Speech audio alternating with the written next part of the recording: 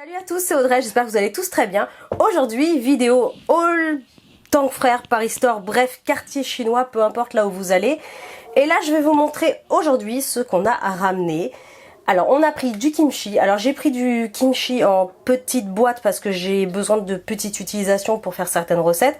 Et je voulais pas ouvrir forcément un très gros, mais on a toujours des réserves, on a toujours des gros bocaux de kimchi à la maison pour quand on sait qu'on en mangera un peu plus. Voilà. Le kimchi, pour ceux qui connaissent pas, c'est du chou fermenté qui vient de Corée et c'est absolument trop bon, c'est relevé. Il y en a des plus ou moins pimentés, mais j'aime pas quand c'est trop pimenté, mais je vous promets que ça c'est trop bon quoi. N'ayez pas peur de goûter, même si c'est un peu relevé. Le kimchi, c'est trop bon, c'est la vie.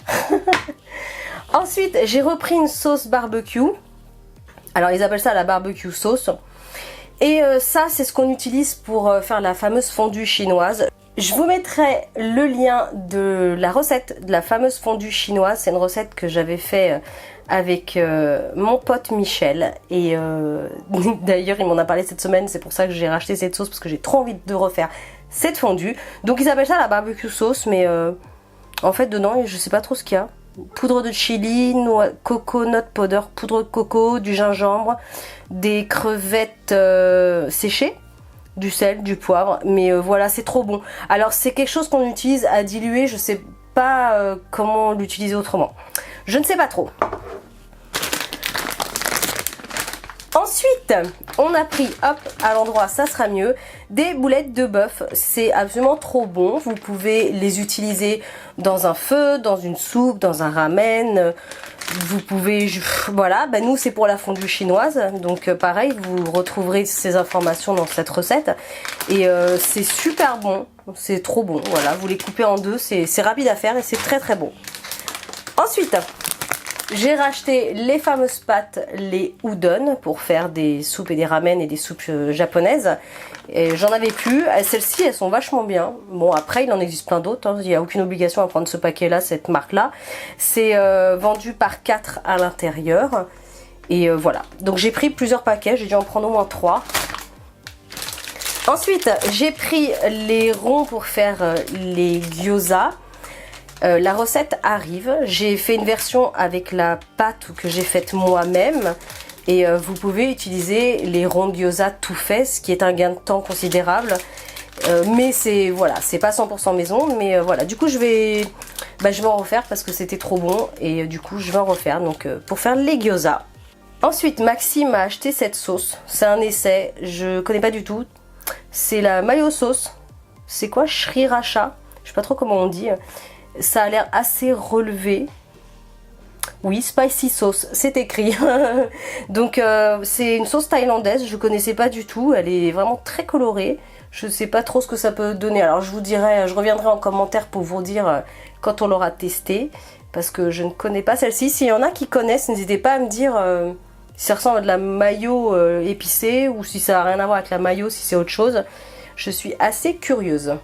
Ensuite, on a pris la sauce qu'on trouve dans les restaurants. Alors ça c'est pour Maxime et je vois qu'il a pris étiquette jaune, si mon focus veut bien se faire. Ce qui est écrit extra hot, très épicé.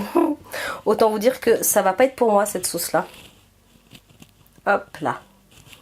Voilà, c'est ce qu'on trouve dans les restaurants sur les tables. Mais bon, Maxime adore ça, moi voilà. C'est pas ma tasse de thé. Ensuite... alors c'est la première fois que j'en achète et j'avais envie de petits crackers légers et je pense que c'est avec du riz soufflé, un truc comme ça, et de wasabi et de nori, donc voilà. Est-ce que je dis des bêtises ou pas? Est-ce que... non, c'est la farine de blé. Zut. Bon, c'est pas grave. Vous savez quoi? On va l'ouvrir. Ça se présente comme ça. Alors je sais pas, je suis certaine qu'il y ait 3 sortes en fin de compte. Oh, ça a l'air trop bon ça.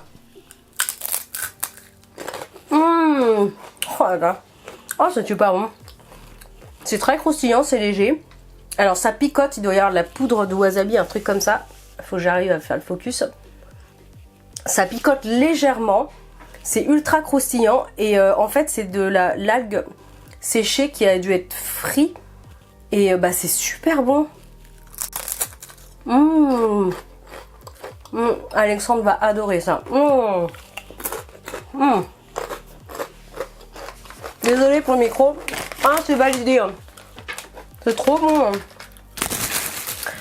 Ensuite, j'ai racheté tout simplement du gingembre. Voilà, je n'avais plus de gingembre. Et comme je cuisine énormément asiate, bah, j'ai toujours besoin de gingembre. Voilà, donc c'est des gros morceaux. Et en ce qui concerne le prix, faut que je regarde de l'autre côté. 73 centimes pour presque 400 grammes. Donc le gingembre, c'est pas cher, c'est bon, allez-y. Ensuite, j'ai acheté 2 paquets de tofu ferme. Enfin, il y a écrit tendre, mais quand je dis ferme, c'est que quand vous le coupez, ça part pas en charpie, quoi. Vous pouvez mettre ça dans la fondue chinoise, justement. Et j'ai une autre recette à faire. Donc du coup, j'ai pris 2 paquets. Et celui-ci, j'aime bien. Il y en a plein d'autres, c'est toujours pareil, mais celui-ci, c'est une valeur sûre, je connais. J'ai aussi pris un gros chou chinois pour la fondue, mais ça peut vous servir notamment pour la farce des gyoza, ainsi que si vous faites des raviolis porc crevettes, etc. Enfin voilà. Donc si vous en avez trop, parce que c'est vrai que c'est une énorme pièce, si vous en avez trop, bah, enfin, vous pouvez les congeler. En tout cas moi c'est ce que je fais. Je le taille en morceaux, je le congèle et voilà. Et c'est pas très cher et c'est bon pour la santé. Je l'ai payé 2,34 € et il y a quand même 1,4 kg. Voilà, le chou chinois. Ensuite j'ai pris du pâté de poisson frit. Pareil, ça c'est pour la fondue, on le tranche et on le met dans le bouillon. Moi j'adore ça, c'est super bon. Ça n'a pas le goût trop fort de poisson, ça va. Et bah, ça fait joli en plus quoi, voilà. Même dans si vous faites un ramen pour présenter, vous mettez 2-3 tranches et voilà. C'est très bon. C'est très bon. Et là je vois, il faut le faire cuire 4-5 minutes. Donc c'est pour ça quand vous faites une fondue, bah, c'est parfait. Ça a le temps de se réchauffer et de terminer de cuire du coup. Ensuite, alors ça j'en avais beaucoup entendu parler et j'ai une recette de udon à faire, donc ça tombe très bien. Et c'est de la coriandre longue. Donc ça a légèrement le parfum de coriandre, on le sent parce qu'il y a des petites aérations là. Sauf que apparemment ça serait plus frais, plus citronné, donc ça donne du peps au plat. Vous pouvez en fait utiliser ciseler sur de la salade. Et vous pouvez le faire sauter aussi avec du bœuf, du poulet, des crevettes, ça accompagne tout. Même pareil, un petit peu dans les ramen, dans les soupes que vous faites. Voilà, vous coupez juste l'extrémité qui est quand même un peu terreuse. Et en fait, elle est marrante cette feuille, elle a une particularité, c'est qu'elle est très longue. Mon focus se fait. Elle est très longue et en fait, tout le pourtour de la feuille est dentelé. Je sais pas si on se rend compte là. J'ose pas encore l'ouvrir parce qu'après j'ai peur qu'il se dessèche. Faut que je le mette au frais. Voilà, là on voit bien, ça fait... comme des feuilles de houx mais en plus petit évidemment. Ensuite un petit paquet de raviolis aux porc crevettes tout fait parce que bah, ça prend du temps et comme c'est pour mettre dans la fondue, voilà, fallait quelque chose de rapide. Donc on a pris ça, c'est trop bon. Et enfin, pour terminer, des feuilles de raviolis justement pour faire ce truc là en mieux et maison. Donc ça c'est pour la fondue parce que ça ferait trop de travail, mais je compte bien les faire moi-même. Donc voilà, j'ai une recette qui m'attend depuis très longtemps. Voilà, les petites feuilles à raviolis. Donc celle-là c'est version carrée. Tout à l'heure, faut que je retrouve, voilà. Tout à l'heure je vous avais montré celles-ci, elles sont rondes pour faire les gyoza. Donc ne vous trompez pas, feuilles de raviolis carrées. C'est une question que ce soit plus pratique, hein, parce que c'est feuilles de raviolis dans les deux cas. Après il y a aussi les wontons, c'est aussi pour faire autre chose, c'est d'autres styles de feuilles. Mais voilà.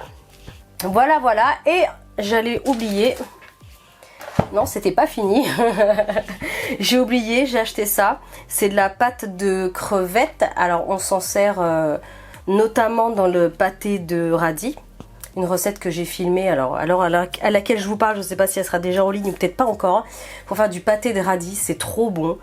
Et voilà, ça relève les plats, ça parfume. Ça m'a attiré et je sais pas encore du tout comment ça se cuisine, donc je regarderai. Et c'est pour faire du poulet au riz, ça doit être une sorte de pâte. C'est je sais pas comment on dit, Hainanes Singapour, hein. Donc je sais pas trop ce que c'est. C'est sauce pour riz au poulet Hainan. Voilà, on a la traduction tout simplement sur le côté. Alors je sais pas du tout ce que ça peut donner, mais bah faut faire un essai. Et si j'arrive à faire un truc sympa, bah pareil, vous aurez du coup la recette. Et enfin, on va terminer par, hop, par ce gros pot. Je ne l'ai pas encore testé et il y a écrit Meat Tenderizer. Donc j'imagine que c'est pour attendrir la viande. Je pense que c'est tout simplement en fait un enrobage de... Il doit y avoir un mélange de farine, parce que je vois qu'il y a quoi. Ah mince, l'étiquette évidemment elle est arrachée. Amidon de pommes de terre, mais il doit y avoir autre chose. Parce que là on peut voir qu'il y a de pommes de terre. Oh zut, enfin je regarde sur internet. Là on voit qu'il y a pommes de terre, amidon de peut-être de patates douces ou j'en sais rien. Je ne sais pas. Donc c'est un mélange de farine. Et bah voilà, ça doit être pour rouler la viande dedans avant la cuisson. Hop là! Histoire de la rendre bien moelleuse et que ça fasse certainement des préparations bien dorées. Donc voilà pour ce haul. J'espère en tout cas que ça vous aura plu. Alors ça faisait très longtemps que j'avais pas fait un haul. En fait j'y pense pas toujours. Paris Store, Tang Frères, enfin un quartier asiatique. J'y pense pas toujours et à chaque fois que j'y vais ce sont des achats différents. Il y avait juste un truc que j'ai oublié, mais enfin j'ai pas oublié, c'est surtout qu'il a été congelé. J'avais acheté de la ciboulette thaïlandaise. Et j'ai fait des préparations tout à l'heure, donc c'est parti au congélateur. Mais de toute façon, je l'utiliserai dans les recettes à venir, donc vous verrez ce que c'est. En tout cas, voilà, n'hésitez pas à liker, commenter un maximum. Je vous invite aussi, bien sûr, à vous abonner à ma chaîne si ce n'est pas encore fait. Et moi, je vous dis à très bientôt pour de prochaines vidéos recettes, gourmandises et haul. Salut!